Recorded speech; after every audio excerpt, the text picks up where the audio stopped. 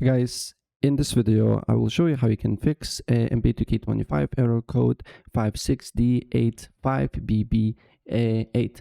So in this video, I will show you how you can solve it on PC, but tips that is on this video is included will help you if you're playing on PS5 or Xbox as well. So the first thing what I suggest you to do here is to simply close the game and restart it and try if the problem persists or not.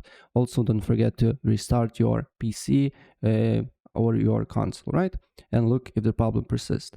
This error basically is due to your connectivity. So also, if there is a possibility, always use LAN cable. But if it's not, then if you're playing on Wi-Fi, maybe just test your internet first. As you can see here, test your internet speed and look what speed you are getting. If you're getting good speed, you're good to go. And maybe if you don't, then just limit some devices, right? And if the problem still persists, what I suggest to do here next, if you're playing, for example, on PlayStation, then change your internet frequency bands. So what you need to do here is to, as you can see here, you need to go to your network, select your network, press options, and then here you will see Wi-Fi frequency bands, and then look what frequency band do you have, maybe 5 Hertz. If you're having 5 Hertz and it's just for 5G, so this means it's a way faster connection, but it's less stable. So if your router is not next to your console, maybe on another floor or on another room, then use 2.4 because it will be a more stable connection but less faster, right?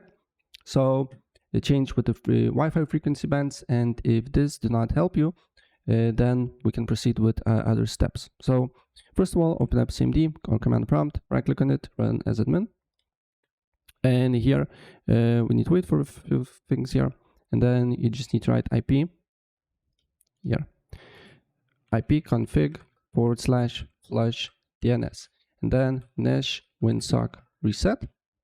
After that, you need to look if the problem persists or not after you restart your computer, right? And the next step, what you need to do here is to go to settings.